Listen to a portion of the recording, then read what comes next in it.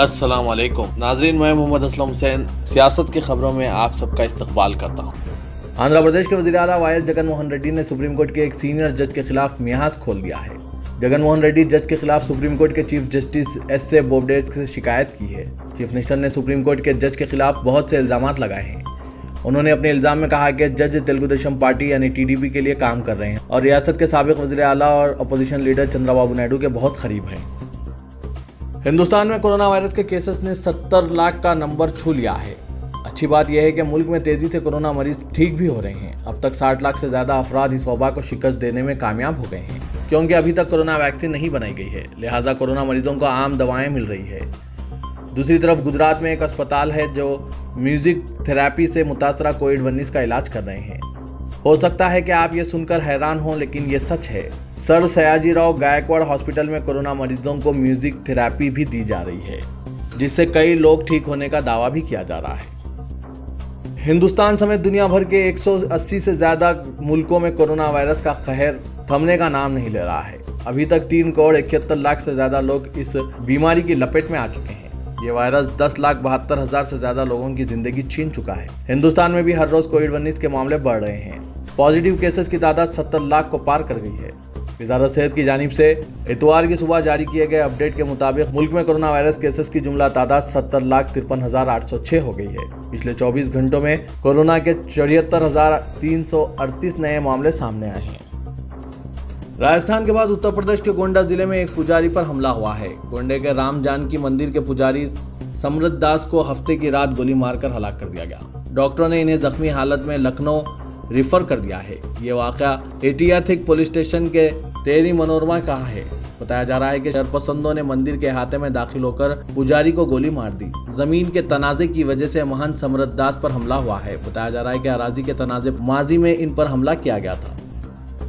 مرکزی وزیر جتیندر سنگھ نے کہا کہ سرکاری نوکریوں میں بھرتی کے لیے انٹرویو کا طریقہ کار ابھی تک 23 ریاستوں اور 8 مرکزی علاقوں میں ختم کیا جا چکا ہے۔ پرسونل منسٹری کے جاری کردہ بیان کے مطابق جتیندر نے کہا کہ یہ عمل 2016 سے مرکزی حکومت میں گروپ B یعنی نان گزیٹڈ اور گروپ C کی جائیدادوں کے لیے انٹرویو ختم کر دینے کے رجحان کے مطابقت میں ہے۔ سماجوادی پارٹی سربراہ اکھلیش یادو نے اتر پردیش کے وزیر اعلیٰ کی سیکیورٹی کا مزید پختہ کرنے پر طنز کستے ہوئے کہا کہ ریاست کے وزیر اعلیٰ یوگی آدتیہ ناتھ کی سیکیورٹی کو اتنا خطرہ ہے تو اندازہ لگایا جا سکتا ہے کہ ریاستی عوام کی سیکیورٹی کا کیا حال ہوگا۔ یادو نے ایک بیان میں کہا کہ وزیر اعظم کی طرح اتر پردیش کے وزیر اعلیٰ یوگی آدتیہ ناتھ کی سیکیورٹی کو مزید سخت کر دیا گیا ہے۔ یادو نے کہا کہ وزیر اعلیٰ اپنی سیکیورٹی پر اتنے فکر مند ہے کہ انہیں عوام کی دہشت بھری زندگی کے بارے میں سوچنے کا وقت ہی نہیں ہے۔ BJP کے اقتدار میں انہی کے لیڈران بھی محفوظ نہیں ہیں۔ TRP کے گھوٹالے میں ممبئی پولیس کی جانچ سے بچنے کے لیے ریپبلک ٹی وی نے سپریم کورٹ کا دروازہ کھٹکھٹایا ہے۔ کرائم برانچ کی آفس میں حاضر ہونے کے بجائے ریپبلک ٹی وی کے CFO شیوا سبرامنیم سندرم نے سپریم کورٹ میں داخل کی گئی پٹیشن کا حوالہ دیتے ہوئے پولیس سے فی الحال کسی کا بیان ریکارڈ نہ کرنے کی اپیل کی ہے۔ دوسری طرف ممبئی پولیس نے اعلان کیا ہے کہ اس کی جانچ کا سلسلہ بلا رکے جاری رہے گا۔ اس کے ساتھ ممبئی پولیس نے ہفتے کو نہ صرف چینلوں کو اشتہار دینے والے 2 افراد سے پوچھ تاچھ کی بلکہ مزید 6 افراد کو سمن جاری کیا، جن میں 4 کا تعلق ریپبلک ٹی وی سے ہے۔ چین کے ساتھ فوجی کشیدگی کے درمیان ہندوستان نے گزشتہ 35 دنوں میں 10 میزائلز کا تجربہ کیا ہے۔ فوجی ماہرین کے مطابق یہ کوئی اتفاق نہیں ہے بلکہ فوجی طاقت کو مضبوط بنانے کی کوشش کا حصہ ہے۔ اس دوران DRDO آئندہ ہفتے 800 کلومیٹر کی دوری تک وار کرنے والے نربھیا سوئنگ کروز میزائل کے تجربے کی تیاری کر رہا ہے۔ ایک اندازے کے مطابق حالیہ عرصے میں ہندوستان ہر 5ویں دن میزائل تجربہ کرتا رہا ہے۔ کیرالہ میں ہفتے کو ایک دن کے ریکارڈ کووڈ-19 کیسز درج کیے گئے، جس کے بعد چیف منسٹر P. وجین نے کہا ہے کہ اکتوبر اور نومبر کے مہینے کافی اہم ہیں کیونکہ کیسوں میں اور اضافہ ہو سکتا ہے۔ انہوں نے عوام سے کہا کہ وہ شرح اموات میں کمی کے لیے صحت سے متعلق پروٹوکول پر سختی سے عمل کریں۔ وجین نے کہا کہ روزانہ کے کیسز 10,000 سے زیادہ ہو گئے ہیں۔ ریاست میں جملہ 11,755 نئے انفیکشن ریکارڈ کیے گئے اور 23 نئی اموات ہوئی۔ اس طرح ریاست کے جملہ معاملات 2,77,855 ہو گئے ہیں جبکہ اموات 978 ہو گئی۔ مرکزی حکومت نے اتر پردیش کے ہاتھراس میں ایک 19 سالہ خاتون کی مبینہ اجتماعی عصمت ریزی اور موت کے معاملے کی تحقیقات CBI کے حوالے کرنے کے لیے ایک اعلامیہ جاری کر دیا۔ عہدیداروں نے بتایا کہ FIR درج کرنے کے فوری بعد واردات کے مقام پر تحقیقاتی ٹیموں کو فورنسک ماہرین کے ساتھ بھیجا جائے گا۔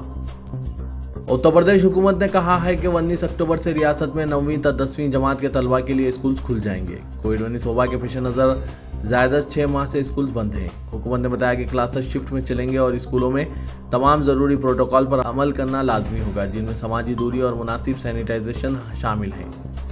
طلباء کو سرپرستوں یا والدین کی تحریری رضامندی کے بعد ہی جماعتوں میں شرکت کی اجازت دی جائے گی۔ نائب وزیر اعلیٰ شرما نے یہ اعلان کیا۔ حکومت آسام ریاست بھر کے تمام مدرسوں اور سنسکرت اسکولوں کو بند کر دے گی۔ ریاستی وزیر فائنانس و تعلیم ہیمانتا بسوا سرما نے بتایا کہ ریاستی حکومت عوامی رقومات سے مذہبی کتب کی تدریس کا بار نہیں اٹھا سکتی۔ میڈیا سے بات کرتے ہوئے سرما نے کہا کہ قبل ازیں ہم نے اسمبلی میں سرکاری پالیسی کا اعلان کیا تھا کہ حکومت کے فنڈ سے کوئی بھی مذہبی تعلیم نہیں دی جا سکتی۔ ہم خانگی طور پر چلائے جانے والے مدرسوں اور سنسکرت اسکولوں کے بارے میں کچھ کہنا نہیں چاہتے۔ اس سلسلے میں ماہ نومبر میں حکومت اعلامیہ جاری کرے گی۔ انہوں نے بتایا کہ مدرسوں کو بند کرنے کے بعد اس کے 48 کانٹیکٹ ٹیچرز کو توقع ہے کہ محکمہ تعلیم کے ذریعے کسی بھی دیگر اسکول میں منتقل کیا جائے گا۔ امریکہ کے وزیر خارجہ مائک پومپیو نے کہا ہے کہ چین نے ہندوستان کی شمالی سرحد پر 60,000 سپاہی جمع کیے ہیں۔ انہوں نے برے رویہ اور امریکہ کے اتحادی ملکوں کو دھمکانے پر بیجنگ پر برہمی کا اظہار کیا۔ سعودی حکومت نے کورونا وائرس کے پھیلاؤ کے باعث عمرے پر عارضی پابندی ختم کرنے کے بعد زائرین کی رہنمائی کے لیے 500 اہلکار تعینات کیے ہیں، جو روزانہ عمرہ زائرین کے گروپس کو منظم کر رہے ہیں۔ مقدس مساجد کی انتظامیہ نے کہا ہے کہ محدود عمرہ پروگرام کامیابی سے آگے بڑھ رہا ہے۔ ہر 3 گھنٹے میں 1000 زائرین عمرہ کر رہے ہیں۔ مسجد حرم کی انتظامیہ نے مزید کہا ہے کہ 531 اہلکار تعینات کیے ہوئے ہیں، جو ہر روز 6000 عمرہ زائرین کا خیر مقدم کر رہے ہیں۔ تلنگانہ کے وزیر اعلیٰ KCR کی صدارت میں 4 گھنٹوں تک پرگتی بھون میں تلنگانہ کابینہ کا اجلاس منعقد ہوا، جس میں کئی مسائل پر تبادلہ خیال کر کے منظوری دی گئی۔ زرعی شعبے پر تفصیلی تبادلہ خیال کے بعد کابینہ نے اس مرتبہ بھی گاؤں میں ہی اناج خریدنے کا فیصلہ کیا۔ کابینہ نے آئندہ موسم میں مکئی کی کاشت کے معاملے پر تبادلہ خیال کیا۔ زرعی شعبے پر مرکزی حکومت کے تازہ فیصلے اور مکئی کی درآمدات پر ٹیکس کی کمی جیسے اقدامات کا جائزہ لینے کے بعد اس مرتبہ مکئی کی کاشت نہ کرنے کا فیصلہ کیا گیا اور اس کو اتفاق رائے سے بہتر فیصلہ قرار دیا گیا۔ نالا اور نئے ریونیو قوانین میں ترمیم کرنے کی تجویز کو بھی منظوری دی گئی، تاکہ یہ یقینی بنایا جا سکے کہ متعلقہ اتھارٹی زرعی اراضی کو غیر زرعی میں تبدیل کرنے کے لیے اپنے اختیارات کا بیجا و غلط استعمال نہ کر سکیں۔ کابینہ نے قانون میں ترمیم کرنے کا بھی فیصلہ کیا ہے، تاکہ شہریوں کو دھرانی پورٹل کے ذریعے متعلقہ تفصیلات فراہم کرتے ہوئے آن لائن میں درخواستیں داخل کرنے کی سہولت فراہم کر سکیں۔ کابینہ نے رجسٹریشن ایکٹ میں معمولی ترمیمات کو بھی منظوری دے دی ہے۔ حیدرآباد میونسپل کارپوریشن میں خواتین کو 50% نمائندگی کو قانونی حیثیت دیتے ہوئے GHMC ایکٹ 1955 میں ترمیمات کے علاوہ وارڈ کمیٹیوں کی کارکردگی سے متعلق وارڈز ریزرویشن کے معاملے میں بھی قانون میں ترمیم کرنے کا فیصلہ کیا گیا ہے۔ ریاست میں جاری جائیدادوں کے آن لائن اندراج کی مہم میں مزید 10 دن کی توسیع کرتے ہوئے 20 اکتوبر تک اس پر عمل آوری کرنے کا بھی کابینہ نے فیصلہ کیا ہے۔ تلنگانہ کے چیف منسٹر KCR نے اپنے ارکان خاندان کی جائیدادوں سے متعلق تمام تفصیلات آن لائن میں اندراج کروائی۔